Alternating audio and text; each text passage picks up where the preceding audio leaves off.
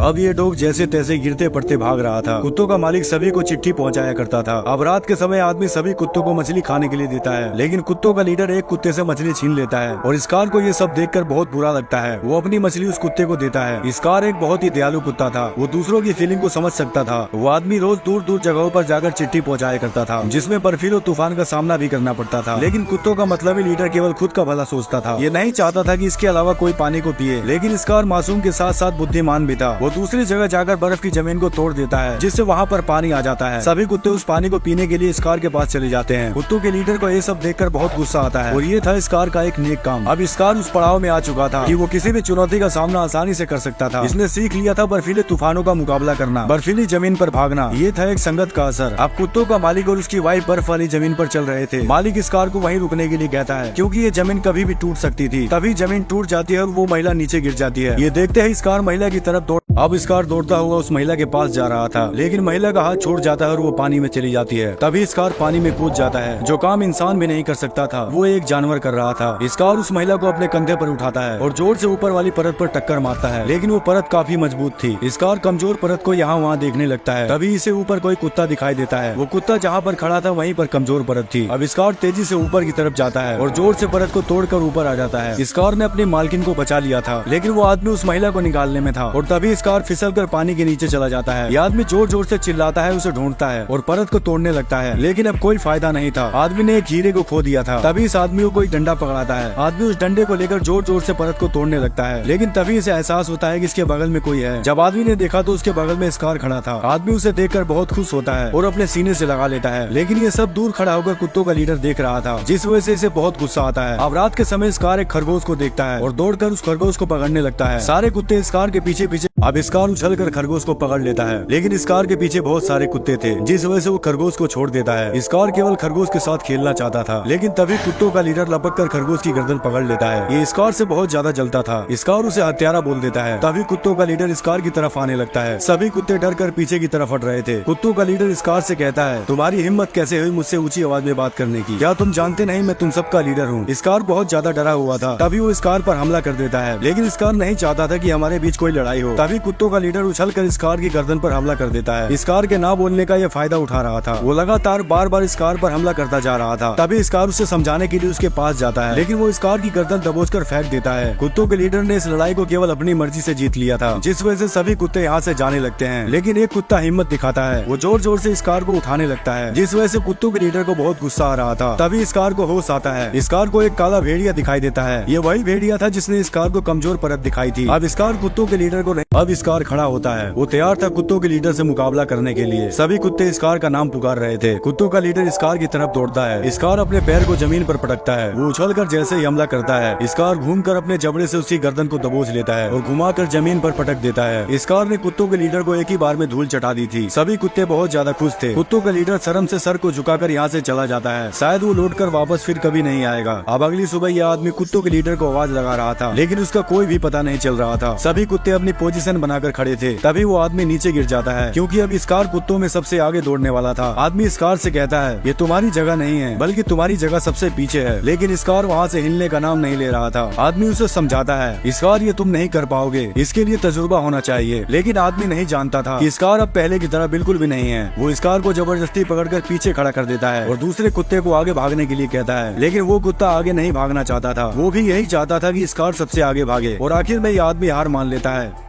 अब स्कार कुत्तों का लीडर बन चुका था। आदमी उसे सबसे आगे खड़ा करता है और उसके गले में पट्टा डालता है। स्कार चिल्लाकर सभी कुत्तों को तैयार रहने के लिए कहता है और स्कार अपनी पोजीशन बनाता है। सभी कुत्ते स्कार की तरह पोजीशन बनाते हैं। स्कार में वो साहस और जुनून दिख रहा था जो एक सच्चे लीडर के अंदर दिखाई देता है। आदमी जैसे ही चिल्लाता है, सभी कुत्ते बड़ी ही रफ्तार से भागने लगते हैं, लेकिन स्कार उन सभी कुत्तों से अलग था। वो एक तूफान की तरह भाग रहा था। इस आदमी की गाड़ी पहली बार इतनी रफ्तार में भागी थी। स्कार भले ही एक कुत्ता था, लेकिन इसका जज्बा किसी शेर से कम नहीं था। आदमी स्कार से बहुत खुश था, लेकिन अचानक बर्फीले पहाड़ नीचे गिरने लगते हैं। आदमी स्कार को बताता है, लेकिन स्कार ने पहले ही देख लिया था। आदमी स्कार को बाईं ओर भागने के लिए कहता है, लेकिन स्कार सीधा भाग रहा था। तभी स्कार को वही काला भेड़िया दिखाई देता है जो स्कार की हर बार मदद कर रहा था। उसी भेड़िए के नीचे एक सुरंग थी। स्कार घूमकर सुरंग की तरफ जाने लगता है। आदमी उसे सुरंग के अंदर जाने से मना कर रहा था, लेकिन स्कार अपने दिल की सुनता है और भागता हुआ शरीर से बर्फ को तोड़ता हुआ अंदर चला जाता है। स्कार के साथ साथ सभी कुत्तों ने भी बहादुरी दिखाई थी और इस तरह स्कार सबको बचाकर सुरंग से बाहर निकाल लेता है और इसे ही कहा जाता है एक जावा। अब इस कार बर्फ को तोड़ता हुआ सुरंग के अंदर चला जाता है। इस कार के साथ साथ सभी कुत्तों ने बहादुरी दिखाई थी। इस कार ने सभी को एक नया जीवन दान दिया था, सबको बचाकर बाहर निकाल लिया था और इसे ही कहा जाता है एक सच्चा और महान लीडर। पोस्ट ऑफिस वाले कुत्तों की आवाज को सुन लेते हैं क्योंकि इस कार अपनी फुल रफ्तार में इन्हीं की तरफ आ रहा था। सिक्योरिटी सभी लोगों को एक तरफ कर रही थी क्योंकि उनकी रफ्तार बहुत ही ज्यादा थी। इस कार पोस्ट ऑफिस पहुंच गया था। महिला चिल्लाकर इस कार को रुकने को कहती है। इस कार तुरंत वहीं पर रुक जाता है, लेकिन बाकी के कुत्ते खुद को नहीं संभाल पा रहे थे। सभी लोग बहुत ज्यादा खुश होते हैं क्योंकि इन सभी की चिट्ठी इस कार की वजह से सबसे पहले पहुंच गई थी। ये आदमी इस कार की तारीफ करता है, कहता है इस कार मैंने तुम्हें लीडर बनाकर एक नेक काम किया है और तुम लीडर बनने के लायक भी थे। दुआ करता हूँ कि जिंदगी में और आगे बढ़ो। अब इस कार सभी को चिट्ठियां पढ़ते हुए देख रहा था, तभी इसको वही काला भेड़िया दिखाई देता है। भेड़िया असल में तो नहीं था, लेकिन फरिश्ता बनकर इस कार की हमेशा मदद करता था। इस कार उस भेड़िए से बहुत खुश था और भेड़िए को इज्जत देने के लिए वो भेड़ियों की आवाज में चिल्लाने लगता है, जिसे देखकर सभी कुत्ते इस कार की तरह चिल्लाते हैं। अब अगले सफर के लिए ये लोग फिर से निकल पड़ते हैं। तभी भागता हुआ एक बूढ़ा इनकी तरफ चिट्ठी लेकर आता। अब इस कार अपने अगले सफर के लिए निकल पड़ता है। सभी लोग तालियां बजा रहे थे, तभी एक बूढ़ा आदमी भागता हुआ इनके पास आता है, जिसे देखकर इस कार वहीं पर रुक जाता है, जिस वजह से ये आदमी गाड़ी से नीचे गिर जाता है क्योंकि इस कार उस बूढ़े आदमी को जानता था। बूढ़ा आदमी कहता है, क्या तुम लोग मेरी चिट्ठी लेकर जा सकते हो? ये चिट्ठी मेरे बेटे के लिए है। लेकिन ये लोग उसकी चिट्ठी लेने से मना कर देते हैं। तभी इस कार उस बूढ़े आदमी के पास जाता है और उसके हाथ से चिट्ठी लेकर उस महिला को दे देता है। वो महिला उस चिट्ठी को ले लेती है। आदमी कहता है कि हमारा लीडर इस कार ही है। बूढ़ा आदमी इस कार को शुक्रिया कहता है। इन दोनों की मुलाकात पहले ही हो चुकी थी। इस कार निकल पड़ता है अपने सफर के लिए और शाम के समय फिर से वापस आते हैं। तभी इस आदमी को एक चिट्ठी मिलती है जिसमें लिखा था कि तुम सभी कुत्तों को बेचकर हेडक्वार्टर वापस आ जाओ क्योंकि अब ऑनलाइन का समय आ चुका था। आदमी ने इस कार और सभी कुत्तों को बेच दिया था, लेकिन सभी कुत्ते बहुत निराश थे। सबसे ज्यादा निराश इस कार था। आदमी कहता है तुम सभी बहादुर कुत्ते हो और इस कार तुम कभी अपने हौसलों को कमजोर मत होने देना। ये पल मुझे हमेशा याद रहेंगे, लेकिन अभी के लिए अलविदा मेरे बहादुर इस कार। आदमी यहाँ से चला जाता है। इस कार उस आदमी को दर्द भरी नजरों से देख रहा था। इस कार की किस्मत में किसी का भी प्यार नहीं लिखा था।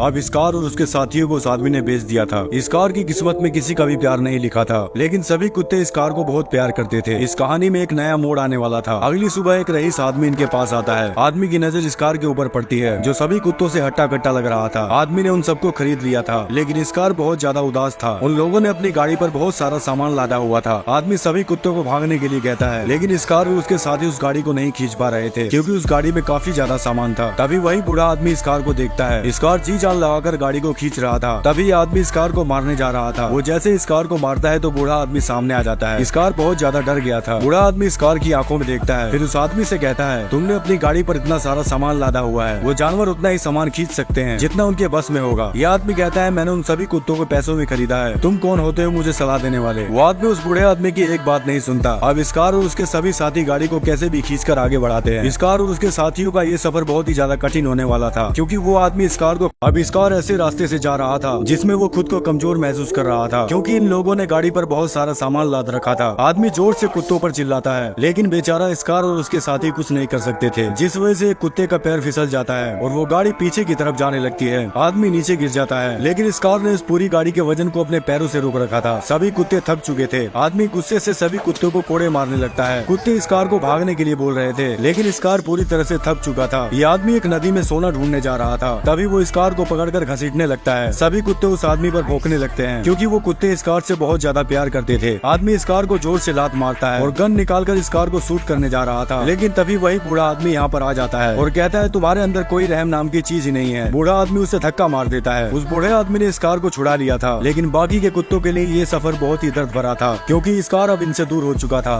उस गाड़ी को वो कुत्ते खींच कर ले जा रहे थे और ये बूढ़ा आदमी इस कार को अपने साथ लेकर चला जाता है। इस कार को पूरे 2 दिन बीत चुके थे, उसे अभी भी हो। अब इन कुत्तों का लीडर इस कार इनसे दूर हो चुका था। अब से इनको अकेले ही सफर को पूरा करना होगा। बूढ़ा आदमी इस कार को अपने साथ लेकर चला जाता है। इस कार को पूरे 2 दिन हो चुके थे, उसे होश नहीं आ रहा था, लेकिन तीसरे दिन इस कार को होश आता है। उसने देखा वो अपने दोस्तों के साथ नहीं था। इस कार घर से बाहर निकलकर अपने दोस्तों को ढूंढने लगता है। बूढ़ा आदमी बताता है, तुम्हारे दोस्त लौटकर वापस नहीं आएंगे। अब से तुम्हारा ना कोई दोस्त है और ना ही कोई मालिक। अब बूढ़ा आदमी बार में ड्रिंक करने आता है। बाहर इस कार भी आ चुका था। इस कार बूढ़े आदमी को बाहर से देख रहा था। तभी वही आदमी अंदर आकर बूढ़े आदमी को मारने लगता है। ये वही आदमी था जिसने इस कार को गधे की तरह इस्तेमाल किया था। तभी इस कार खिड़की तोड़कर उस आदमी को दबोच लेता है। इस कार जानता था कि ये वही आदमी है। बूढ़ा आदमी इस कार को शांत रहने को कहता है। तभी होटल का मालिक उस आदमी के पास गन देख लेता है और उसे होटल से बाहर कर दिया जाता है। अब रात के समय आदमी ड्रिंक कर रहा था, लेकिन इस कार को ये सब बिल्कुल भी अच्छा नहीं लग रहा था, जिस वजह से इस कार बोतल को उठाकर बाहर फेंक देता है। आदमी इस कार को बताता है, आज मेरा बेटा जिंदा होता तो वो भी तुम्हारी तरह ही करता जो तुमने आज ये सब किया। अब अगली सुबह आदमी एक नक्शा निकालता है। ये नक्शा उसी सोने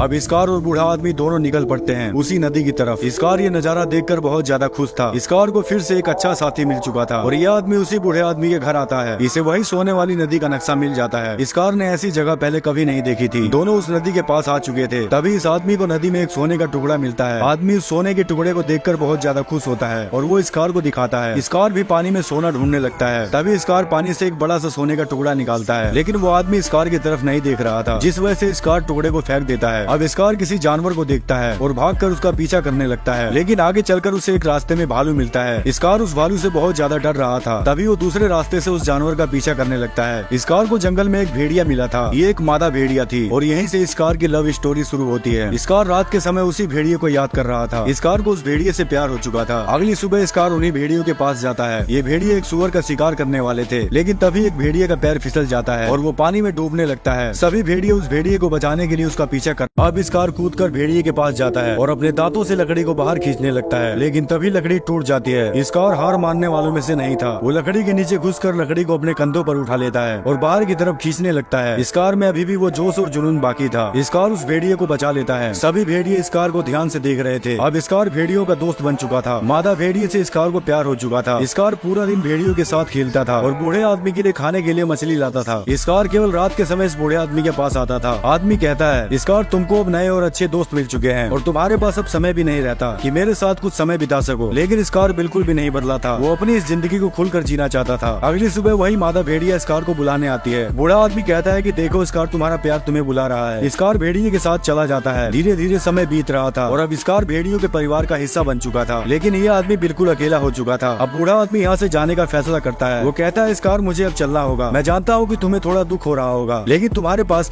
अब स्कार बहुत ज्यादा उदास था, क्योंकि अगली सुबह ये बूढ़ा आदमी यहाँ से चला जाएगा। स्कार यहाँ से चला जाता है और उसी मादा भेड़िया से मिलता है। स्कार आज की रात इसी के साथ बिताने वाला था और यहाँ बूढ़े आदमी को कोई आवाज सुनाई देती है। ये देखने के लिए बाहर जाता है, तभी कोई गोली चलाता है जिससे लालटेन गिरकर टूट जाती है। स्कार ने गोली की आवाज को सुन लिया था। बूढ़े आदमी के घर में आग लग गई थी। यहाँ वही आदमी आ चुका था। बूढ़ा आदमी धीरे से दरवाजे को बंद करता है और उसकी बंदूक को पकड़ लेता है। दोनों लड़ते हुए बाहर जाते हैं, लेकिन वो आदमी बूढ़े आदमी को शूट कर देता है। बूढ़ा आदमी अब कुछ भी नहीं कर सकता था। वो आदमी इस बूढ़े आदमी से सोना मांगता है। बूढ़ा आदमी अपनी जेब से सोना निकालकर उसे दे देता है, लेकिन फिर भी ये बूढ़े आदमी को मारने जा रहा था। तभी स्कार दहाड़ता हुआ उस आदमी की बंदूक पर कूद जाता है। स्कार को एक मौका मिल गया था अपना बदला लेने का, लेकिन वो आदमी अपने हाथ में एक डंडा उठा लेता है। स्कार उस डंडे को देखकर बहुत ज्यादा डर रहा था, क्योंकि स्कार ने ऐसे ही डंडे से पहले मार खाई थी। वो आदमी जैसे ही स्कार पर हमला करता है, स्कार अपने दांतों से डंडे को पकड़ लेता है और डंडा खींचकर उस आदमी को अपनी पीठ पर उठाकर आग में फेंक देता है। इस तरह से स्कार अपना बदला ले लेता है। स्कार का ये एक और आखिरी नेक काम था। ये दोनों बीती हुई बातों को